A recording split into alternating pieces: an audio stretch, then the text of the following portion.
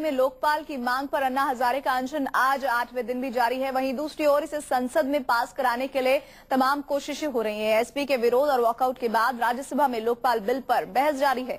शुरुआत कानून मंत्री कपिल सिब्बल ने की, जिसके बाद अलग अलग दल लोकपाल बिल पर अपनी बात रख रहे हैं। फिलहाल बीजेपी नेता रविशंकर प्रसाद राज्यसभा में लोकपाल पर अपनी राय रख रहे हैं। सूचना अपने आप में गलत है, ये सोचना उचित नहीं होगा। ये बात मैं इसलिए कह रहा हूं कि जो ईमानदारी से काम करेगा उसको डरने की क्या बात है। जैसा कि माननीय विपक्षी नेता ने कहा, काम ईमानदारी से करना चाहिए, देश के हित में करना चाहिए और अच्छे प्रशासक को किसी गलत आदेश के लिए ना करना भी सीखना चाहिए। इस देश में इतने बड़े भ्रष्टाचार इसलिए हुए और होते रहे हैं कि बहुत से प्रशासक ना करना नहीं सीखे। आज हम देख रहे हैं बहुत से प्रशासक निर्दोष फंसे हुए हैं क्योंकि शायद अपने राजनीतिक आकाओं के गलत आदेश को वो ना नहीं कर सके। तो शायद लोकपाल बिल हमें प्रेरित करेगा कि वो परिवर्तन हम करें। आज जब हम बात कर रहे हैं लोकपाल बिल की, तो बहुत विनम्रता के साथ, जहां देश की अपेक्षाओं की चर्चा हमें करनी है, वहीं मैं बहुत विनम्रता के साथ अन्ना हजारे का भी अभिनंदन करना चाहूंगा। 60 साल से एक प्रक्रिया चल रही थी। अन्ना हजारे जी ने अपने आंदोलन, अपने अनशन और अपने आग्रह से देश में हमें इस बात के लिए प्रेरित अवश्य किया कि लोकपाल को जल्दी पारित करना चाहिए। उनके कई साथी थे। आज कौन कहां है, कैसे हैं, मुझे बताने की जरूरत नहीं।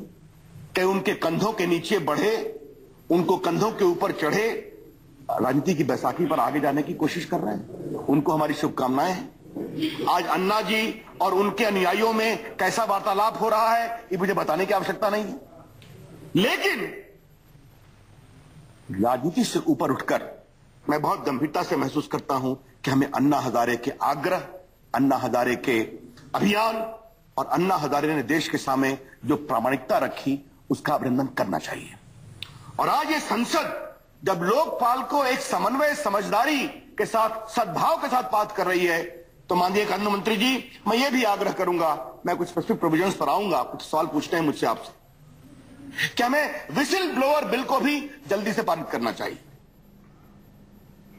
और संसद में जिस लोकपाल पर बहस हो रही है, उसे अन्ना हजारे का भी समर्थन हासिल है। अन्ना हजारे ने इस संबंध में राहुल गांधी और राज्यसभा में विपक्ष के नेता अरुण जेटली को चिट्ठी लिखकर धन्यवाद दिया है। चिट्ठी में अन्ना हजारे ने दोनों को लोकपाल बिल की जरूरत समझने और उसे जल्द से जल्द पारित कराने के लिए कदम उठाने का धन्यवाद दिया है।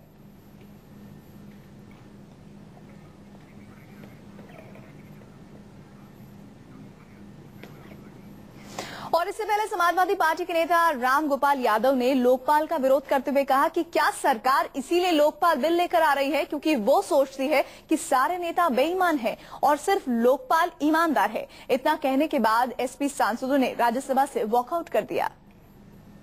तो ये स्थिति आप देश के सामने लाना चाहते हैं, ये मान के चल रहे हैं कि हर नेता बेईमान है।